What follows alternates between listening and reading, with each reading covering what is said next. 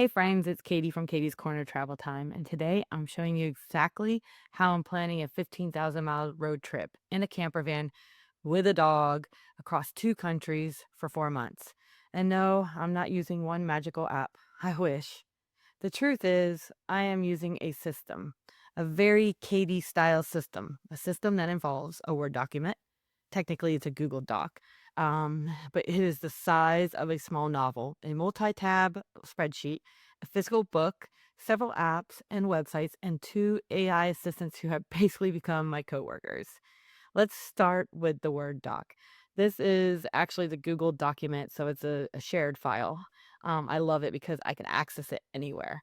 This thing is a beast. It's basically my Alaska encyclopedia. It's my road trip encyclopedia over the 15,000 miles plus. The last time I checked, I am still finalizing the itinerary and it was already 62 pages.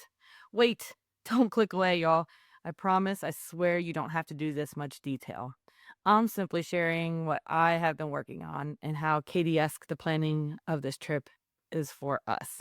I always go a little bit extra when I do my planning. So, my road trip Bible, it includes, let's see, the trip day number. So we know it's day one, day two. The date, of course, because it keeps me in line with the day number and then the date. So I make sure I'm where I'm supposed to be. How much driving we plan to do with the start and end towns. So where we're starting and where we're going to end up that day. Sometimes same place. Whether or not we should pack a lunch. I know that's kind of silly, but I like to be prepared. Um, what Maggie's our dog, what she'll be doing for the day, such as come with us, stay in the lodging, maybe go to daycare for the day, or boarding.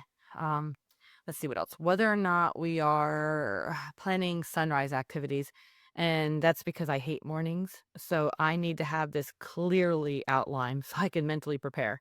Anybody else? Because I know I can't be the only one on that. What else? Hidden gems, things that we cannot forget about if we have time anyway. Estimated cost for the day. So that could be meals, that could be lodging, gas estimates, things like that. How the Wi-Fi is wherever we'll be. And this has become less important since we purchased the Starlink Mini. Originally, I wasn't planning on buying it, but I'm so far glad I did, and we haven't left yet. My work suitability, because reminder, I will be working my full-time job and running my coaching business on the entire trip. Plus, we have eBay and a house rental to keep an eye on back home. Let's see, activity blocks. So, example, like 9 a.m. to 1 p.m., we'll be driving. 1 p.m. to 3 p.m., we're going to visit a specific site. 3 p.m. to 5 p.m., we're checking into lodging. 5 to 7 p.m., dinner. 8 p.m. to 10 p.m., sunset at lake, things like that. Lodging with reservation info if it's applicable. Not everywhere will have a reservation. Let's see, notes for anything else we want to remember or important information, like be extra cautious of bears. Once the Word document becomes real, everything finalized in it, it graduates over to the Google Sheets, which is an Excel version of a shared file. So Google Sheets, Google Docs, they're both online. Either of us can access. I can also provide it to friends and family for safety purposes. So my spreadsheet has multiple tabs, and yes, I know I went overboard, but honestly, it works. I hate trying to remember things, and I am a big fan of keeping a spreadsheet with ideas and info. Um, Overboard, I know. I know my friends listening to this are super shocked that I have a detailed spreadsheet. What? Me? A spreadsheet? Nah. So let's jump into the tabs. Here we go. The first tab is going to be my master itinerary. Like I mentioned, everything from the Word document goes into here. So it has every stop, every date, every mile, every driving day. Then we have the lodging, like the hotels and campgrounds, Airbnbs, hip camps, Verbo, camp spot, anywhere we're going to be staying for lodging. I have a list of those reservations, plus some backup options for the places that are first come, first serve areas. I just want to make sure we have options, especially if we have trouble getting the Starlink to work and we're in a dead zone. The next tab 3, would be like dog logistics. So like the dog friendly stops, shaded areas, safe temperatures and guidelines, where Maggie can and can't go, emergency vets in the rural areas, that kind of thing around Maggie. She has her own tab. Next tab would be budgeting, like gas, food, lodging experiences, ferries, dog fees. all those types of things. And they're all aligned with our rich life philosophy. We save where it doesn't matter so we can splurge where it does. The next tab, that would be our gear, what we're bringing, what we still need, what we thought we would need but don't need, and some recommendations we're still debating on. That's from either, research or friends or family telling us, don't forget this. So we're trying to see if it'll fit or not because we are in a camper van. The next tab, that's gonna be our weather and like timing the windows, daylight hours, the temperatures, the averages anyway, and the don't drive this road in October type of mornings. It's important, like frost heaves I mentioned on my last video. Next tab is gonna be the work hours and my PTO. So when I'm working and when I need PTO, when I need reliable internet, like Starlink is great, but you still need an open sky, a north facing sky, and power. So that's important. My next tab is going to be like my client scheduling for my money coaching business. This one is clutch. I map out where I'll be on client days, so I'm not taking calls from a parking lot next to a moose. Although honestly, I think some of my clients might actually enjoy that moose. So that's just really important that we have that mapped out or at least a tentative. I have great clients that are usually pretty flexible if some emergency happens, but let's try to have them on a schedule. Next, I have my like free time by region. So, like, if our plans change or we need alternatives, we have some ideas of things to do. This one's a favorite. My restaurant ideas by region. Food is a part of our adventure. Like, I am a foodie. I am an unsophisticated foodie, but I like to find good restaurants, local places. Lastly, I think is my mileage and like oil changes and keeping track of spare parts inventory because in the Yukon, you don't want to be waiting a week for a fuel filter. And on a trip this long, we have to plan routine van service. So kind of keeping an eye on our mileage every 4 or 5 thousand miles, if maybe sooner, just wherever we're able to fit in a place. Like in South Dakota, my uncle owns a auto shop, so we're penciled in his shop. I know. This all sounds like a lot, and it is. There's no two ways about it, but it's very me. So you don't have to do it this much, but this is how I am. So now, even though the document and the spreadsheet are the brain, I do use a few apps to help support us along the way. Here's what's actually helpful. So Google Maps, that one probably seems obvious. It's of course for routing, picking out places and just download it offline so you have it, of course, too, when you do have a dead spot. I do have Road Trippers as well as a gift subscription, and this is great for visualizing long stretches and seeing more suggestions along the route. I like All Trails, which is great for hikes and trail maps, especially having a dog-friendly hikes. Bring Fido for dog-friendly lodging and activities. You can find some great tips on Bring Fido, including restaurants too. Hip Camp, Airbnb, Verbo, Camp Spot, I think it is, KOAs, Hyatt, the Hilton. We're doing a mixture of accommodations to be able to support Maggie, her needs, and for based on our activities. So it is a hybrid trip for sure, mostly in our camper van though. The Starlink app, of course, for making sure the dish is set up properly to have secure connections for work. Sniff Spot. I haven't used it yet, but I plan to when we want to find a place for Maggie to be off leash. You can like rent out somebody's yard type of a thing. Um, Rover. I haven't found a ton of dog sitters that work for us when we need them, but I frequently check it and I have used it on our past trips, so it's one of the apps I have ready to go. Triple A. Emergency roadside coverage if you're not familiar with AAA. Hopefully we don't need it, right? Allianz, it's our travel insurance plan to hopefully minimize any loss of money along the way if we have to change plans. The 2026 Alaska Milepost. This is a physical book, but they do have a digital option with it too. This is for gas stations, services, and road notes. They update this book every year, so you have the most current information while you're actually on the road. Remember, I said there's a lot of dead places, so dead sites like no Wi-Fi. So if you don't have satellite internet connection, you definitely want one of these books. I want one as a backup.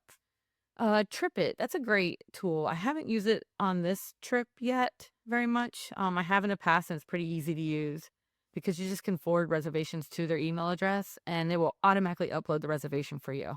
Then it gives you a basic itinerary with everything in it. So it's really nice that way. I just haven't used it a whole lot this particular trip.